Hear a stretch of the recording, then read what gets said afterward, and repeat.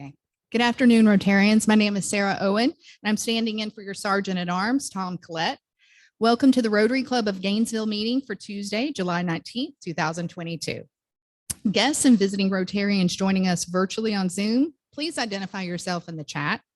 And if you're watching on YouTube, you can register your participation by sending an email to info@rotarygainesville.org.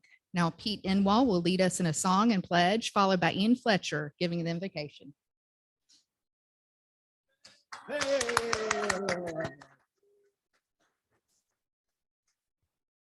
Does anybody have a flag? A flag? You got a flag? Anybody got a flag? Nope. Okay. Well, first off, let's give Sarah a round of applause. She did a great job substituting.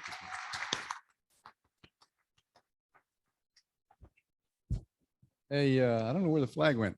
A friend of mine told me that he had fallen into an upholstery machine. Fortunately, he's fully recovered.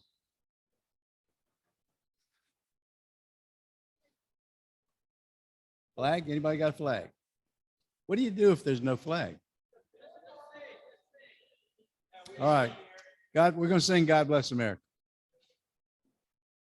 God bless America, land that I love. Stand beside her and guide her through the night with the light from above. From the mountains to the prairies, to the oceans white with foam. God bless America, my home, sweet home. God bless America, my home, sweet home. Oh, there it is. Okay, great.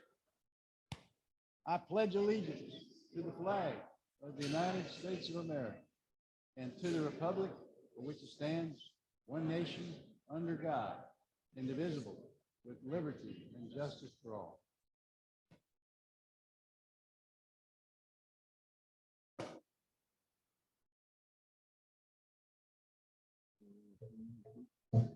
Good afternoon, Rotarians. We have a fellow Rotarian, Colleen Keynes, whose mother has been admitted to hospice. Let us remember the family and keep them in your prayers.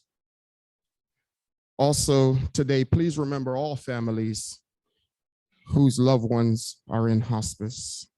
Let us pray.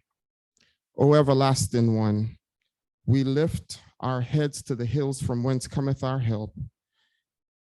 Be with Colleen and her family during this time. You are the one that heals the broken heart. Allow grace, peace, joy, and remembrance during this time. We gather for another Rotary meeting to learn about the things happening in our club. Remember our members and grant favor to everyone. Show favor to our speaker, Paul Doering, and his family. Let our steps, countenance, and journey takes us to our heart's desires. Amen.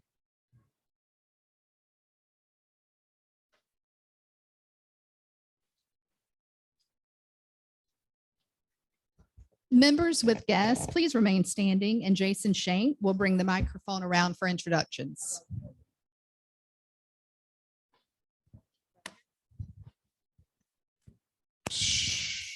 Fellow Rotarians, my name is Bill Stacewitz, and I have a guest that recruited me. Her name is Tanya, and she's from Nigeria, and she was the past president of the Abuja, Nigeria Rotarian Club from 2015, 2016, and she brought her supervisor with her, Kimberly. So, and they are from where you're from, P&L Financial Services, but she recruited me. So let me hear from the Nigerians.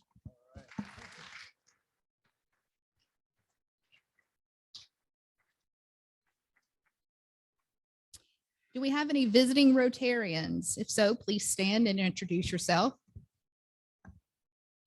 If not, we have some Rotary announcements from Lisa Mueller, TJ Pache, and Bill Stasowitz.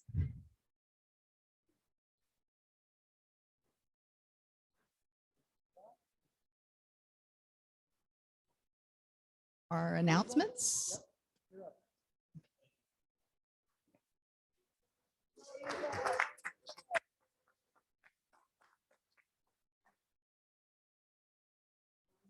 So, hi guys, I'm just here to remind you that the Undies 500 is happening right now. Linda and Helen will be back with you guys next week. TJ and Wesley provided a QR code. It should be on your tables. There's also one up front. These are for kids in the schools to help our school nurses so that if there's an accident during the day, they can continue with their school day. It's going to go through August 9th. And so please, if you're interested, go on either DACDB, use the QR code. You're welcome to do donations through check as well. Just make sure you write that to the Alachua County School Board and put in your memo. It's for the school nurses. And we really appreciate your help. This has been an ongoing project and Linda really loves this and it's a really great thing to do. So I have a table over there. The QR code's there if you missed it on your table on the way out. And if you have anything to drop off, please do. Thank you.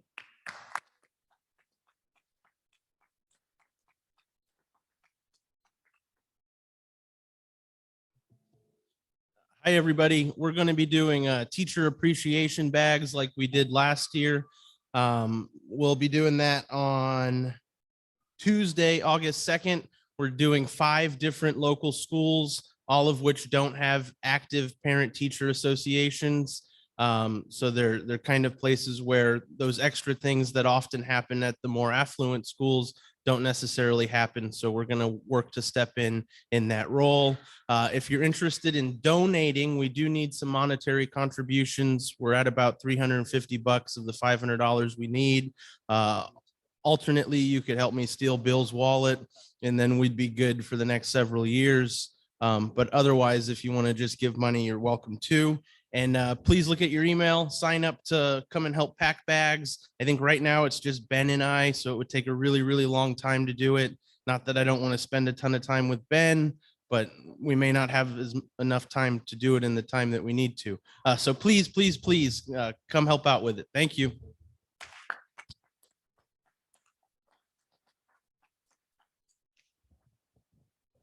All right, can you hear me? Ooh.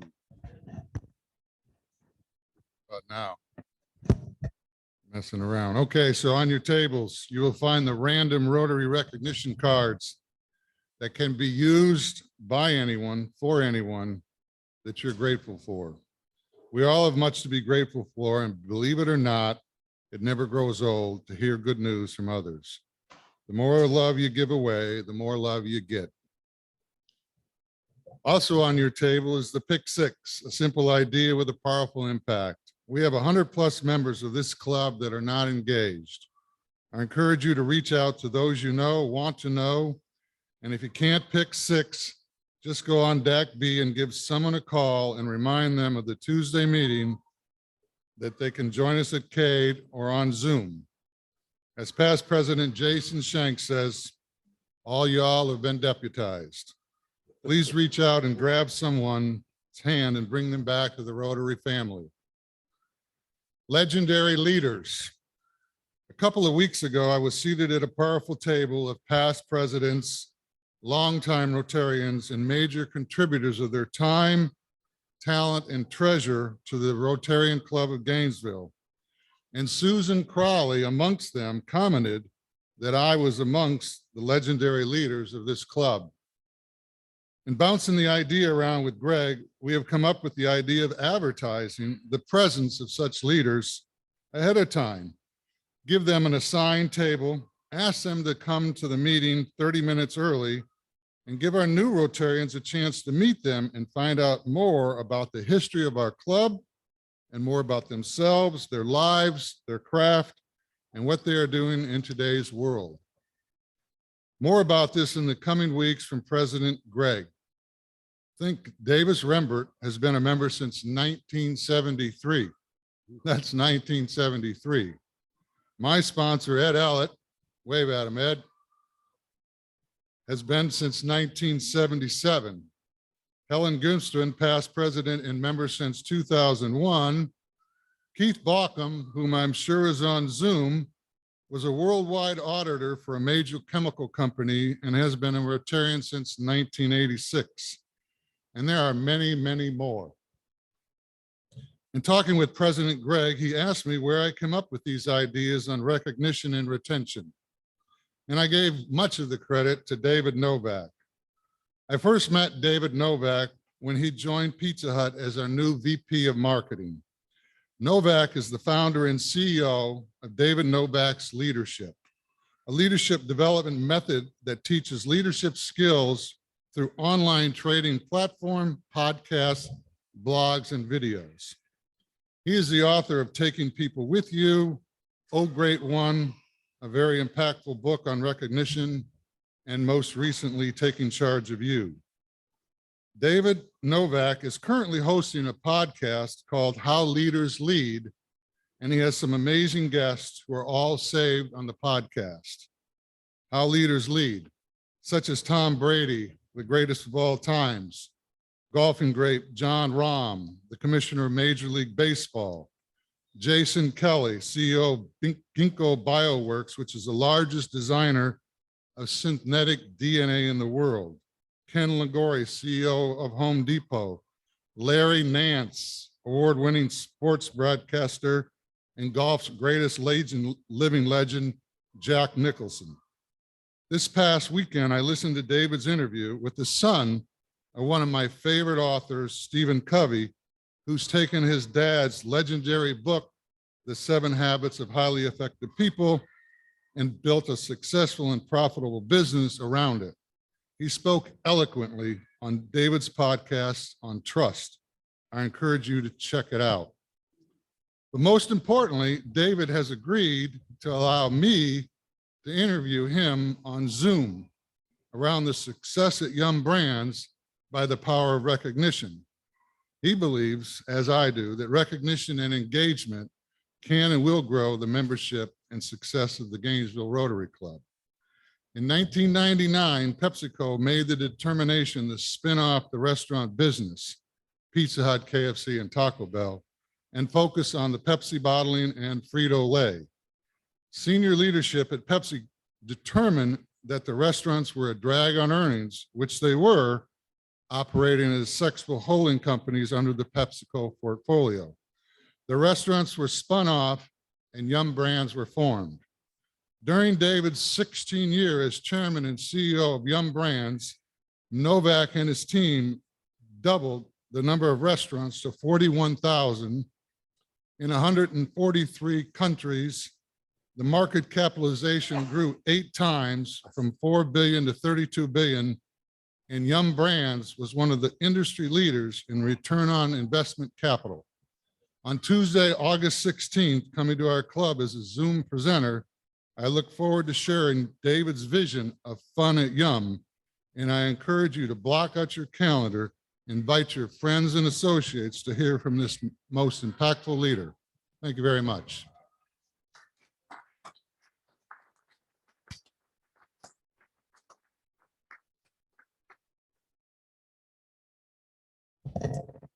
Thank you. Can I take one liberty? So I was excited to fill in today because I got to ring the bell. And I wanted to thank Eric O'Day for providing the bell when he was on the board. I just needed, in light of information sharing from previous, members, I thought that was kind of cool. So thank you. And now I give you your president, Mr. Greg Young.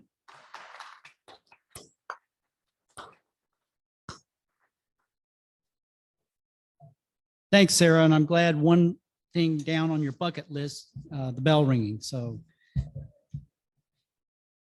well, welcome everyone. So glad to have you here today. And I want to thank everybody that made announcements today about the projects they're working on and things they're doing for our club to make our club a more energetic and engaging club. And so everybody, it just takes many people like this that are dedicated to get a lot done in the community. So thank you all. And I want to thank Sarah for stepping up at the last minute. I had a late cancellation, so thank you, Sarah. Lisa Mueller is taking pictures again this week that can be gone to your DACDB profile posted there. And as I've mentioned in the weeks, we will be coming up with club profile information that updates. So you will update your own profile, but we're going to help you do that so that we have a more complete database. And the reason why is this is a very powerful software program, and we want you to be able to utilize it fully to reach other members and learn more about the club. And for those that don't know, that maybe are newer members, DACDB stands for District and Club Database. And it is a really good way to engage and get involved through our club. So we're going to make sure we utilize that tool to its full potential. Recently, club member Amber Miller has taken on the weekly task of producing our e-bulletin. I want to thank her, and I'm sure TJ, wherever he is, has a very special gift for her since he's been in charge of the bulletin for a number of years, and I'm sure he's happy to pass the baton. So I want to thank Amber Miller for taking that on, please.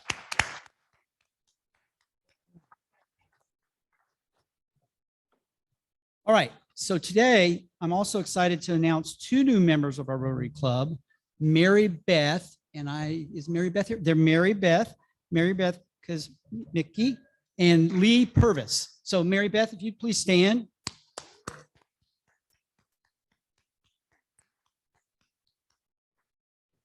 Thank you and welcome to the club. Lee could not be here today. He called me today, said he has had a work commitment that precluded him from being here. So please say hello to them as you see them in the club meetings, and make sure you get to know them. Finally, the Rotary Leadership Institute will be hosting a training on Saturday, August 6th in Palm Coast at the Daytona State College. I highly recommend these classes and trainings, and you learn how to engage more fully in Rotary, and you learn more about the history of and what brought us here to where we are. There is some money budgeted, I believe, at this point to help cover some of the registration costs. So don't let that scare you away if that's precluding you from doing it. We want to get you to sign up, learn more about how you can get involved in the club, and I guarantee you it'll be a good time well spent. So today I'm honored to introduce our speaker, Paul Doering. I'm sure many of you know him. Paul is not new to our club or Gainesville. Paul received his graduate degree from the University of Florida in clinical pharmacy in 1975. I think that's when I graduated high school, Paul. He is an emeritus distinguished service professor in the Department of Pharmacotherapy at the University of Florida. Did I get that right, Paul? Yes, sir. Okay. He also served on the UF Athletic Drug Committee for years, along with our own Anne Marie. Anne Marie, wave your hand. And from what I understand, Paul, you were better known as Chris's dad. As many of you know, Chris Doering, we know that. So, well, Paul is a much sought after speaker and an expert witness in pharmaceutical legal cases around the world. He's traveled around the world for these cases. Paul and his wife, Cheryl, have raised 3 wonderful children here in Gainesville, and we're happy to have you as a community member, Paul, and come on up. Okay.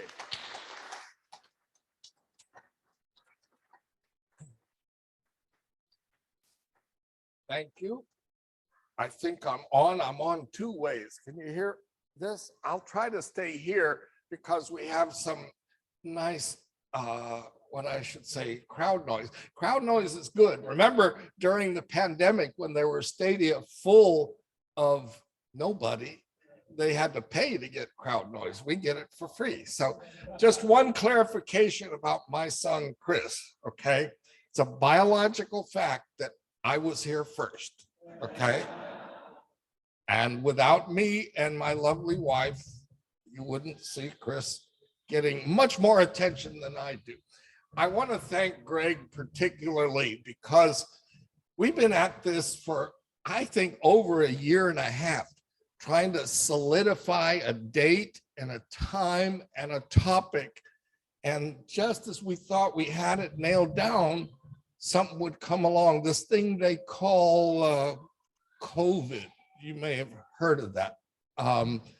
Then there were some personal matters, and then, you know, God bless Greg, because he was persistent. And anyhow, I feel excited to be here. Let me just say this. Number one, I look out over this group and I am reunited, in a manner of speaking, with friends from all different connections, you know, from the university, from the church, from the community in general. And I'm delighted to be here. Most importantly, all right, drum roll, please.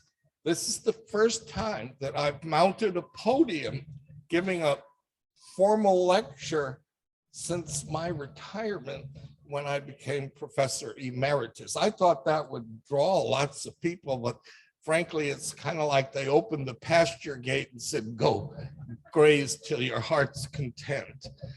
So anyhow, one quick comment about Rotary. Number one, I really hadn't realized of the international reach of this historic and time-honored club. In fact, on the weekends, I tutor 2 German teenagers who are the daughters of a very good friend in Munich. And one of them is being sponsored by Rotary International to do a study abroad in Brazil. And I thought, this is really cool, because it's like 2 intersections of things. I get to come here and spend some time with you. She gets to spend a year in another country, all because of Rotary International. And I think that's pretty cool.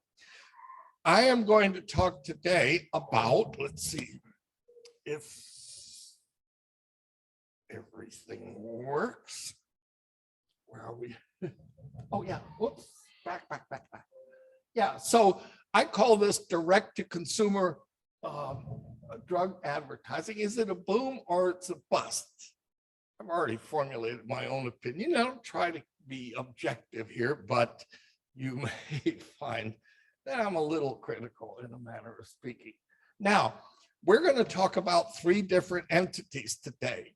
We're going to talk about prescription drugs. We're going to talk about over-the-counter drugs, and we're going to talk about something called dietary supplements. And I'll try to make sure that I keep all of these distinctive, because the rules and regulations obviously are going to vary depending on which one it is. In the meantime, here are some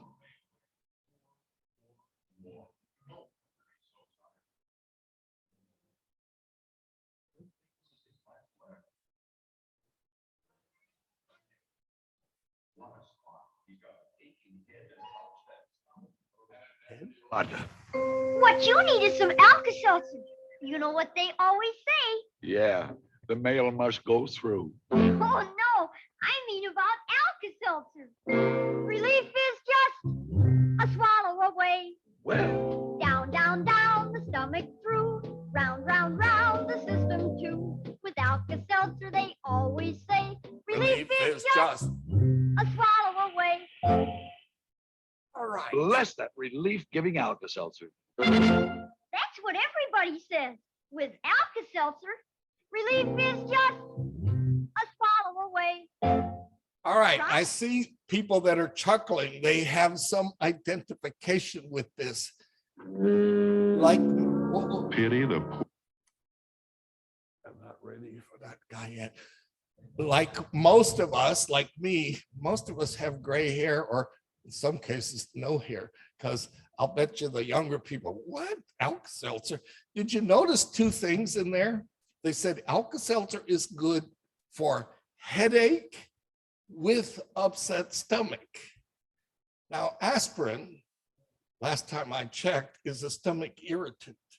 So why would you take a product that has aspirin in it if you don't have stomach problems? So these messages are kind of subtle, but they're important, because you have to read between the lines to understand what they're getting to. All right. Well, here's another one. Whoops. Mamma mia, that's some species. Cut spicy meatballs, Jack. Take 28.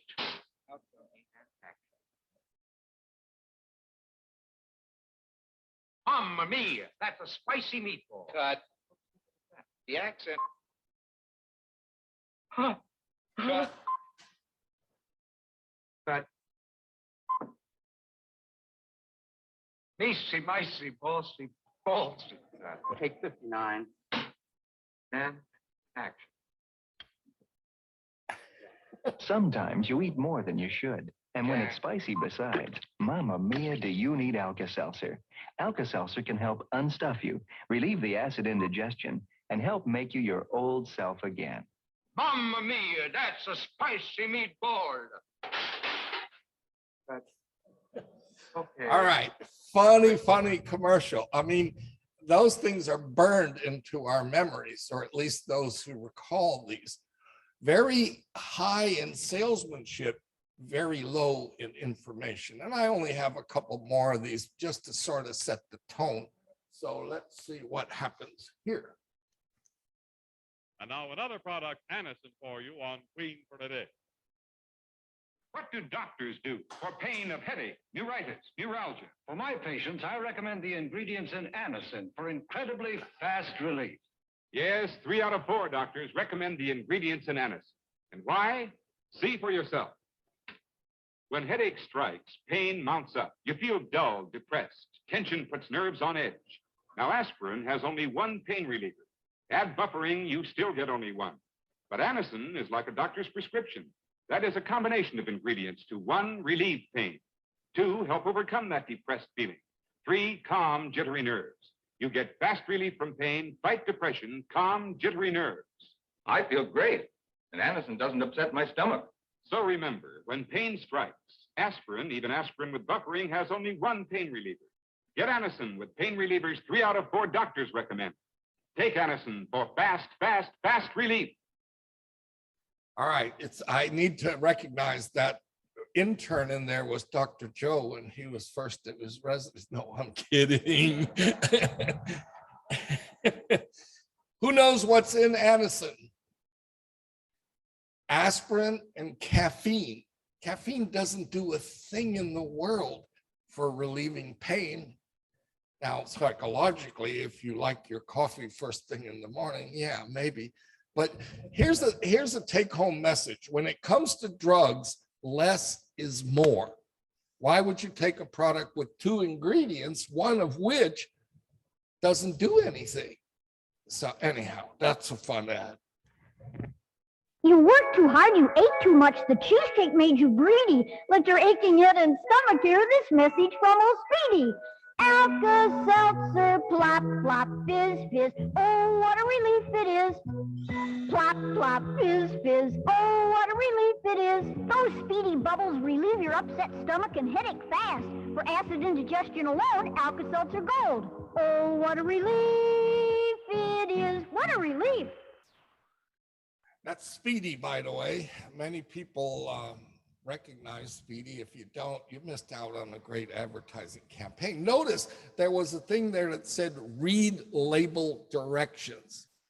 Now, an over-the-counter drug, and I passed the slide accidentally, is one that consumers of average intelligence can use by reading and following the directions on the label. No mention of a health professional. No mention of a medical doctor, a pharmacist, a nurse, or anyone who has qualifications, I would say, greater than the average citizen. So in OTC, everything you need to use it is on the label of that product. Now, there's 2 things. It's by reading and following the directions on the label. Many people believe that if 1 Advil is good, then 2 is better and 6 is even better than that. It doesn't always work that way. But now we're going to move into the subject at hand, direct consumer prescription drug advertising. It can be defined as any effort, it's usually popular media, television, newspapers, magazines, etc., made by a pharmaceutical company to promote prescription products directly to patients. Some of the younger in attendance here today say, well, that's always been the case. Frankly, personally, I'm going to give away some of my biases. I'd like to be able to watch the evening news without being reminded how sick I am and what array of medicines I need to take, okay? There are only 2 countries in this wide world of ours that allow direct-to-consumer prescription drug advertising, the US and New Zealand. So the question then becomes, where's the FDA? They're supposed to be taking care of us. And the answer is, well, the FDA does not have the power to control non-prescription advertisements. That's the Federal Trade Commission that can do that. They advertise they oversee to make sure that they are truthful and not misleading. Now that's a relative term, because the manner and mode of presentation often is intended, well, it's my opinion, to camouflage some of the issues, like, why would you take Alka-Seltzer that's aspirin and something for your upset stomach? It doesn't make any sense. But they also, by the way, the FTC, Federal Trade Commission, governs things like medical devices and certain procedures and so forth. Now, the thing that I guess challenged originally drug companies is there's a concept called fair balance. If you're going to say the good things about a drug, you got to say the bad things. The challenge to those Madison Avenue advertisers is, how can we say all of this bad stuff and make it sound not bad? And they try so very hard. A lot of it is done graphically with people, you know, running through wheat fields and not having allergy symptoms and this and that, you know. But really, if you listen to those things, you know, usually it's like, don't take, oh, there's one that I like a lot, and that's, do not tell your doctor if you've been to a place where there is mold. And I want to know, how do you know? Now, I don't think many of you here are spelunkers. Those are people that go into caves with bat droppings, etc. That's mold and other things. I asked this question once to a doctor friend of mine. He said, Florida, everywhere is a lot of mold. And so therefore, you know, the epitome is when they say, and your liver may fall out and you may die. Well, thank you very much. But that meets the concept of fair balance, that they have to say, along with the advertisement, what's called the most common side effects. They also have to say a mechanism by which it works. As I said, it tests the limits of full disclosure, and it creates opportunity for pharmacists similar to RX to OTC switch. In other words, when people would first come into the pharmacy and say, hey, I saw on TV this ad for this great drug, and so, what do you think? Well, that's a decision that has to be made by the person's prescribing practitioner. And it's opened up a new vista. Proponents say, listen, it can't hurt because it helps arm people or prepare people to talk about new therapies with their doctors. Turns out, of course, you don't see these ads once a drug goes from brand and patent runs out, it goes to generic. You don't see ads anymore for, there was one like Lipitor. Lipitor was all over the TV, and the minute it went generic, boom, they pulled the plug on it. Why? Because they don't want to generate sales that are accomplished through a generic company rather than the brand name company. So this is a little hard to see, even for me. There are different types of prescription drug ads. There's a product claim ad that says, this is the drug, this is what's it intended to treat, all those side effects, et cetera, et cetera. Now, there's also something called a reminder ad. It names the drug and dosage, but it does not use any information beyond that. In other words, they don't say what it does, how it does it, et cetera. And by all means, very few of these include costs of drugs. And then there is whoops, let me go back. What's called a help-seeking ad. And I got some great examples of them here. One was a Super Bowl ad for a medication to treat opioid-induced constipation. You may identify with it. Not suggesting that you are constipated or anything.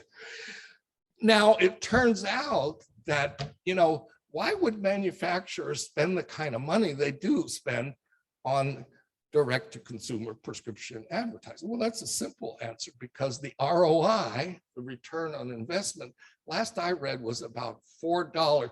For every dollar spent on direct-to-consumer prescription drug, the return on investment is $4.01. So it works, it sells. And the ironic thing is Medicare, when they look at the prescriptions dispensed to Medicare recipients, a very large percentage of them, almost 60%, went to drugs that were highly advertised on television. And so, in other words, they are effective and written on a prescription in the manner that says no generic or anything, dispense as written. So it cost us a whole lot of money in terms of reimbursement for Medicare type prescriptions. So just to give you some idea, direct to consumer advertising. Now, this is from a period of 2016 to 2018. So the data are a little bit old by now, but manufacturers in this period of time spent $17.8 billion for 553 different drugs. Some of them were pretty cheap, 10 grand for an ad on TV. Some of them cost more than $100 million. For example, the drug Humira. Now, I'm not criticizing the drug. I'm saying this is a very, very important drug for people with rheumatoid arthritis and with other autoimmune manifestations. AbbVie, which is a brand name manufacturer, spent $1.4 billion reminding us to talk to our doctors about this drug. Lyrica, okay, you probably remember hearing these ads. Guess what? Lyrica went generic and the airwaves went silent. You don't see Lyrica advertised anymore. And this drug Trulicity, Lilly and company spent $655 million to advertise this particular drug. So where do drug companies advertise? Primarily on television, because really that has the highest impact. But there's also some digital advertising, magazines. It's really interesting, and you'll see in a minute, one of the requirements for direct to consumer is they have to tell you an alternate or an additional source of information. So they'll say, see our ad in Golf Digest. Now, no disrespect to the golfers out there, but it's not one of my daily reads. Or some I would say, somewhat obscure types of outlets. Let me skip over some of these numbers because they're kind of boring. Just take my word for it. They spend a lot of dough on promoting these drugs. Now, some companies do print ads, and I tip my hat to Madison Avenue advertising executives. And this is a drug that's for weight loss. And these are really hot tickets right now for weight loss drugs. But it says, we have the will, now you can have the power. But look at that juxtaposition, willpower. And frankly, these drugs don't work by willpower, they work by pharmacology. Because if that was the case, I'd still be skinny. And not the case. Question, and I'll summarize this quite easily. Before a drug company puts an ad on TV, do they have to go to Papa FDA and say, Papa, may I? The answer is no. By law, they have to wait till it runs and receive a complaint on that, and then they will step in. Don't get me wrong, FDA has the power to do corrective advertising and make drug companies change their advertising when it is determined to be misleading.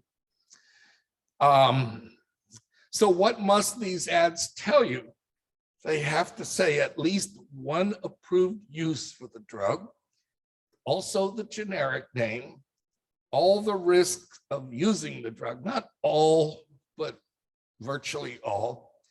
And they are, as I said, they're only required sometimes to give the most important risks. So, you know, all of that happens ever so quickly.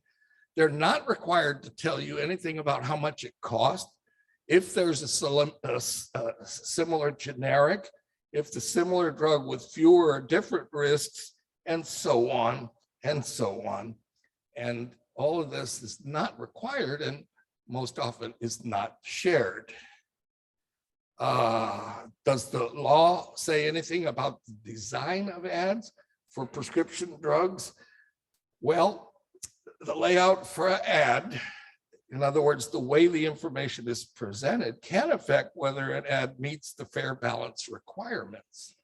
And people will argue whether people flitting through some, you know, hayfield without sneezing or coughing or whatnot might create impressions beyond what the drug is prepared to deliver. Fact.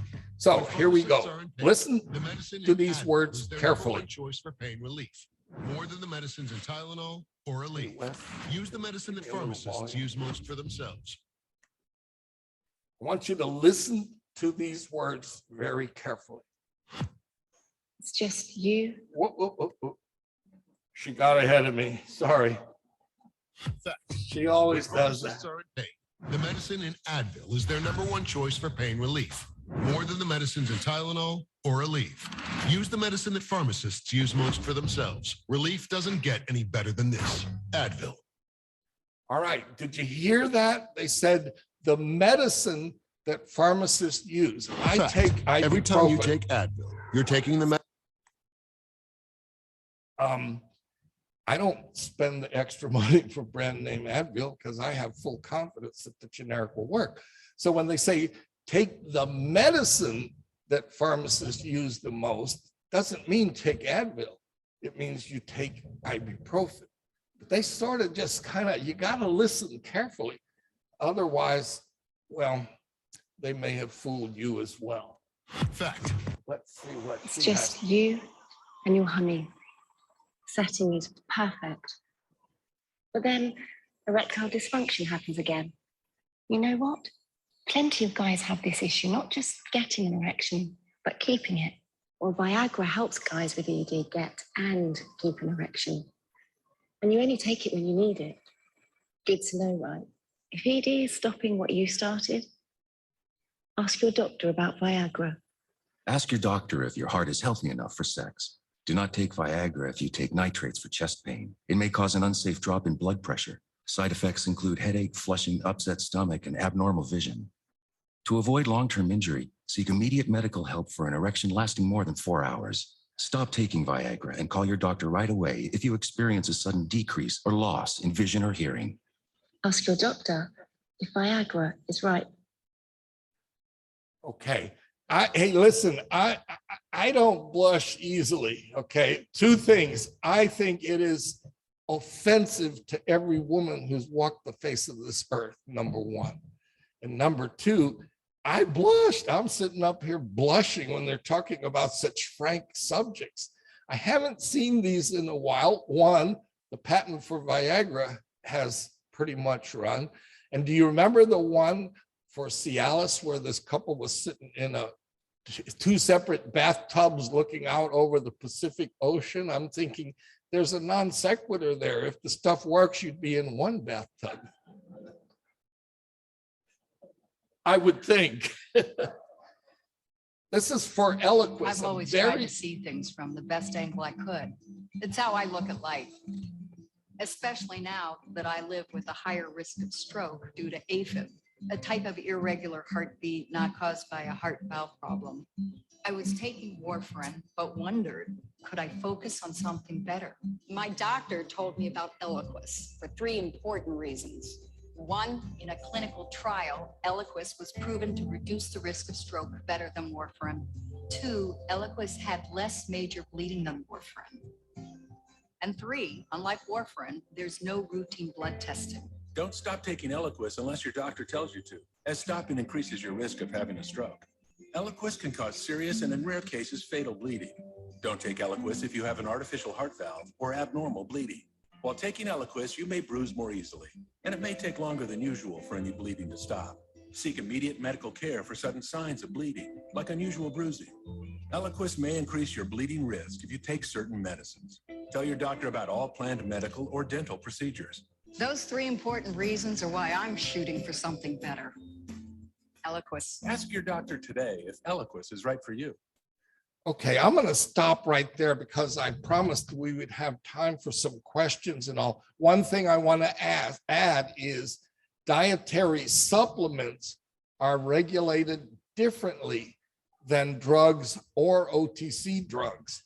And the fact being that they are not drugs, they are dietary supplements. And they have a certain set of strict regulations that next time you listen to a drug or a commercial for a vitamin or some other type of thing for a vitamin, Wes, that's a personal interaction here.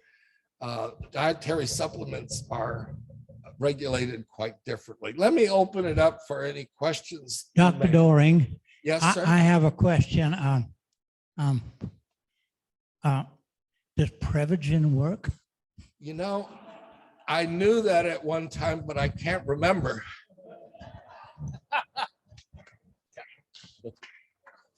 All right, great example. You might have thought that we cooked that question up. Prevagen is not a drug. It's not a prescription or OTC. It's a dietary supplement that comes from a jellyfish component. Frankly, I assigned that to my students in a class where we had them really deep dive into the literature. And from my point of view, there is no scientific literature. In fact, there were charges brought against the manufacturer, not the FDA, but the Federal Trade Commission saying, come on. And the literature, albeit it's out there, is very scarce and very unconvincing. Now, Greg, we're pretty much out of time. I'm going to stick around. I'm going to return to that table there, and I'll stay here as long as there's questions. And I just appreciate you allowing me to come and share some of my cynical views, perhaps, on direct-to-consumer prescription drug advertising.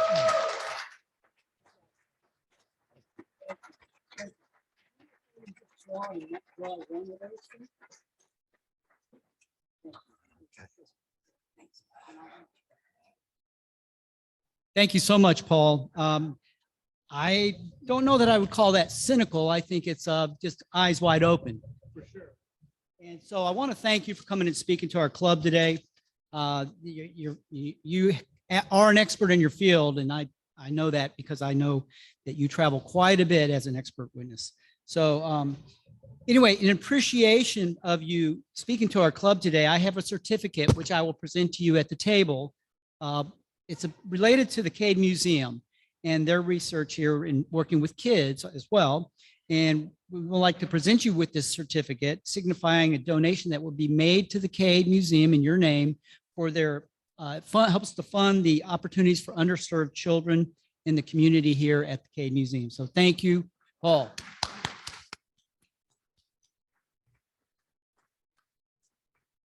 And I want to thank everyone for attending. Next week, our speaker will be Caitlin Hoff-Mahoney. She's the director of the Matheson History Museum, and her topic will be Gainesville and Alachua County from Frontier to Mid-Century.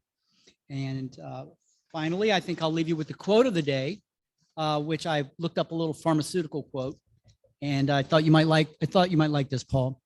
For the first 50 years of your life, the food industry is trying to make you fat. Then the second 50 years, the pharmaceutical industry is treating you for everything. So that was Perry Ducan. And on the raffle drawing, the last 3 digits are 331. And with that, Sarah,